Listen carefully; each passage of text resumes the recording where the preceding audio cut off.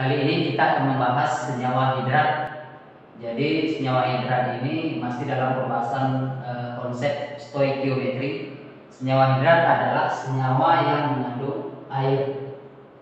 Senyawa yang mengandung air.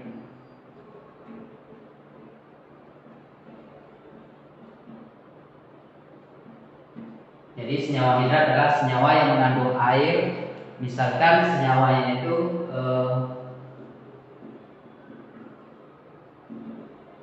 CuSO4.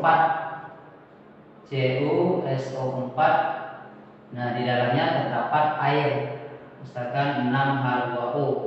Nah, bagaimana cara menghilangkan agar airnya ini tidak ada lagi pada senyawanya?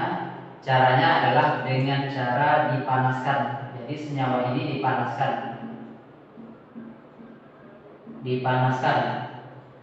Nah, senyawa yang awalnya bernama senyawa hidrat. Nah, kalau tidak ada lagi air pada senyawanya, maka disebut dengan senyawa anhidrat.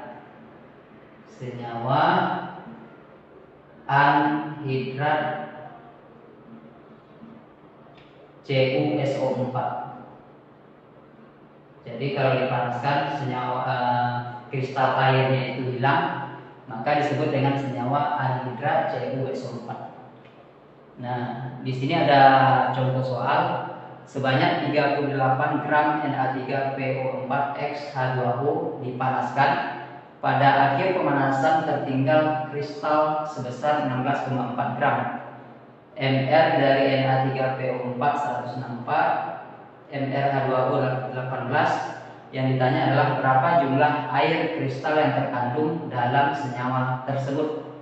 Nah, jadi jumlah air kristal berarti yang ditanya adalah ini, yang X-nya ini. Kita buat diketahui.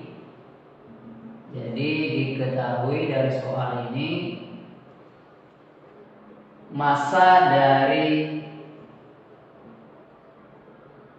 Na3PO4X H2O.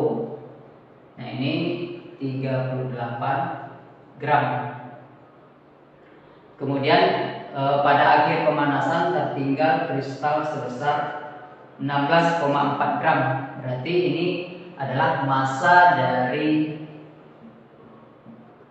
kristal Na3PO4-nya. Nah, ini sama dengan 16,4 gram.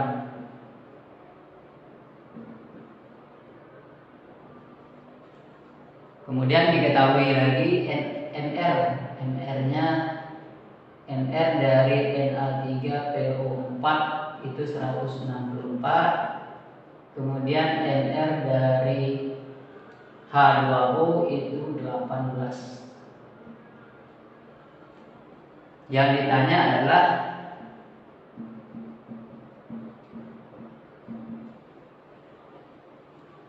jumlah air kristal yang terkandung dalam senyawa tersebut. Jadi yang ditanya adalah X-nya. X dalam H2O, dalam air. Nah, ini yang ditanya. Nah, untuk menjawab pertanyaan ini kita buat reaksinya dulu. Dan jadi dari senyawa ini kita jawab di sini. Na3PO4X H2O. Nah, ini kalau kita buat reaksinya berarti ada kristal Na3PO4 dan XH2O. Nah, di sini kita masukkan massa dari masing-masing senyawanya. Massa Na3PO4X H2O itu 38. Di sini 38 gram. Kemudian massa dari Na3PO4 16,4 gram. Nah, sekarang berapa massa dari kristal XH2O? Nah, massanya adalah 38 kurang 16,4 gram. Nah, ini sesuai dengan hukum kekekalan massa. Jadi massa sebelum reaksi sama dengan massa sesudah reaksi. Jadi ini nanti kalau kita jumlahkan kristal Na3PO4, massanya dengan massa XH2O itu akan sama dengan 38 gram. Nah, di sini berarti 16,4 gram. Kemudian 38 kurang 16,4. Ini 21,6 gram. 21,6 gram. Nah, di sini kita mau mencari koefisien dari kristalnya ini, koefisien dari Na3PO4 di sini sudah 1, kemudian koefisien dari airnya di sini ini yang ditanya X-nya. Nah, untuk mencari koefisien itu kita cari dengan konsep molnya. Jadi cari mol dari Na3PO4. Nah, mol itu rumusnya massa per mr. Jadi massanya 16,4 dibagi dengan mr-nya. Mr Na3PO4 berapa di sini? 164. Jadi 16,4 dibagi dengan 164. Kemudian ini dicari juga mol dari XH2O. Berarti 21,6 dibagi dengan MrH2O-nya 18. Jadi ini massanya, ini MR-nya. Nah, ini sama dengan 16,4 dibagi 164 itu sama dengan 0,1. Kemudian 21,6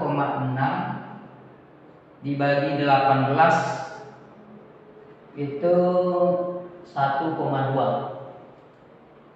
Nah, untuk menyetarakan di sini kan koefisiennya di sini Na3PO4 ini 1. Nih, agar 1 di sini koefisiennya ini di sini 1, maka ini harus kita kali dengan 10. Nah, jadi ini harus kita kali dengan 10. Jadi ini kita kali dengan 10. Kalau kita kali 10 berarti 0,1 dikali 10 berarti 1. 1,2 dikali 10 berarti 12. Jadi jumlah kristal Na3PO4 1, kemudian jumlah kristal dari airnya itu 12. Nah, ini menyatakan jumlah kristalnya nih. Jadi jumlah air kristal, jadi jumlah air kristal yang terkandung dalam senyawa tersebut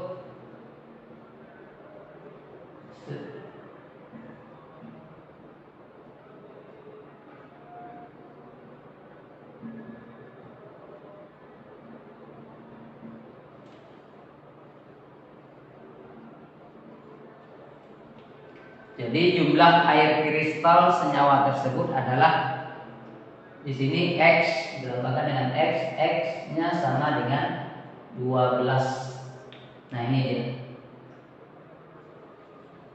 Jadi jumlah air kristal senyawa tersebut adalah 12. Jadi kalau kita buat senyawanya ini, jadi Na3PO4 Di sini XH2O berarti 12H2O berarti 12H2O. Nah, inilah senyawanya. Jadi jumlah kristal air pada senyawa Na3PO4 adalah 12.